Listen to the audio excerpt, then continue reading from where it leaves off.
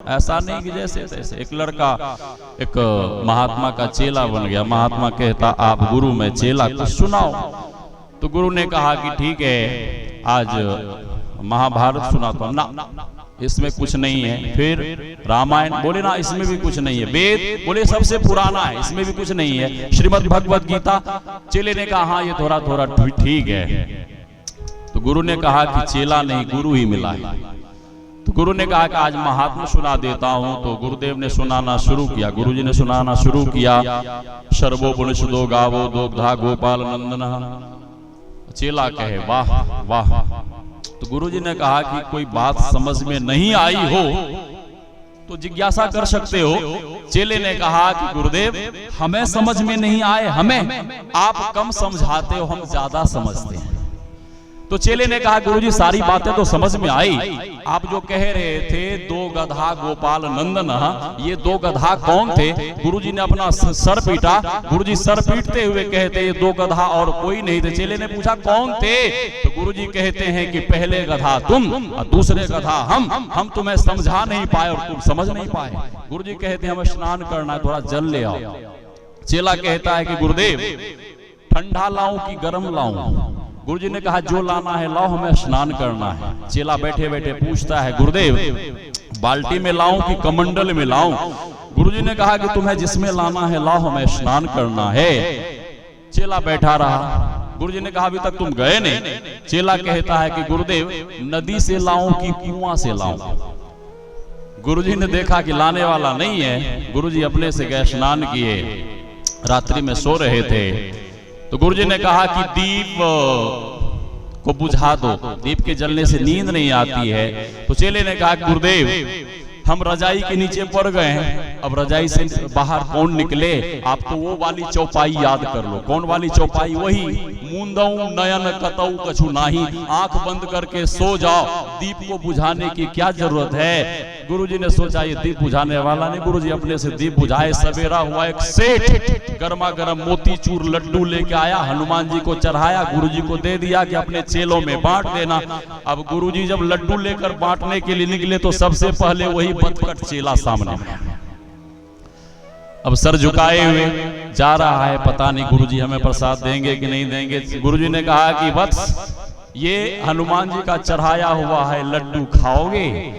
तो चेले ने कहा कि क्षमा करें गुरुदेव, आपकी चार चार आज्ञाएं हमने नहीं मानी है, ये पांचवी आज्ञा भी नहीं मानूंगा तो घोर नरक में चला जाऊंगा, लड्डू तो जरूर खाऊंगा। सुबह निमंत्रण था उधर कुर्सेला के तरफ। उस समय ये रोड नहीं था, पैदल पैदल। गुरुजी थोड़े स्पीड में चलते थे, चेला मोटा तगड़ा था, वो धीरे धीरे चलता था।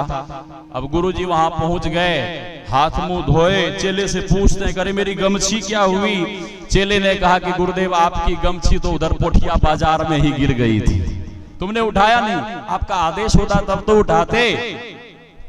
गुरुजी ने बहुत भला बुरा कहा। चेले जब यहाँ आश्रम पहुंचे तो गुरुजी से कहते हैं कि यही समझा कर कह दीजिए क्या उठाना है क्या नहीं उठाना है।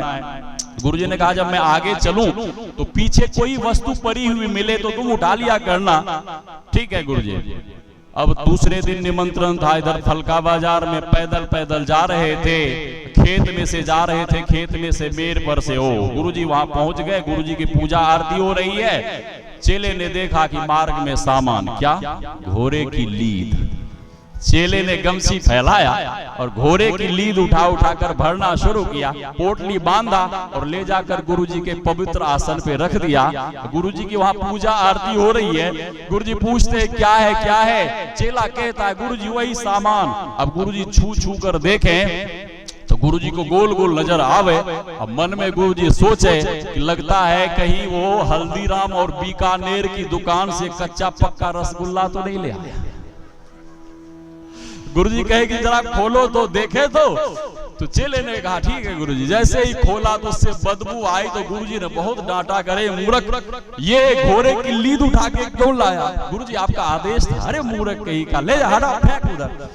तीसरे दिन निमंत्रण था उधर गेराबारी के तरफ, पैदल पैदल जा रहे थे। अब उधर से लौटने में विलंब हो गया, वो ध्यान जो भी था, लौटने में विलंब हुआ। अब किसी ने मेर के किनारे में कुआं खोद रखा था। सूखा कुआं, पानी नहीं था। अब अंधेरे में लौटे शाम के समय, मार्ग में कुआं दिखा नहीं और गुरुजी जो स्पीड में जा रहे थे, धड़ाम से गुरुजी उस सूखे कुएं में गिर गए। सॉरी, उसके पहले मैं भूल गया। चेले गुरुजी ने डांटा, करे मूर्ख कहीं का इसको क्यों उठाया। तो दूसरे दिन जब गए तो चेले ने कहा कि गुरुदेव, उठाता हूं तब भी डांटते हैं, नहीं उठाता हूं तब भी डांटते हैं, ऐसा करिए कि एक लिस्ट बना दीजिए। गुरुजी ने लिस्ट लिखा, झोला, छाता, जूता, कमंडल, बर्तन बासन, अगरम बगरम सब कुछ लिखा।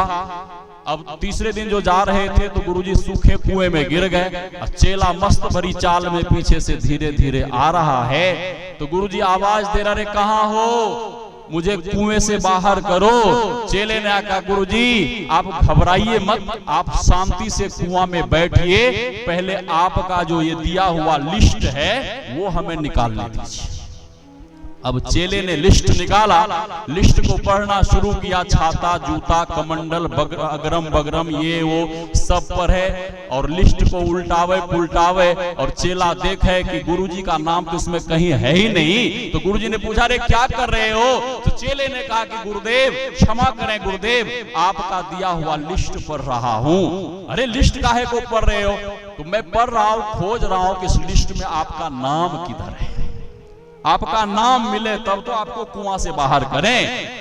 गुरुजी समझ गए निकालने वाला नहीं है। गुरुजी हल्ला गुल्ला करने लगे। रात्रि में पास के गांव वाले आए और गुरुजी को निकाले। तो सुखदेवानंद जी महाराज कहा करते थे कि ऐसे गुरु और ऐसे शिष्य बनने से काम नहीं चलेगा।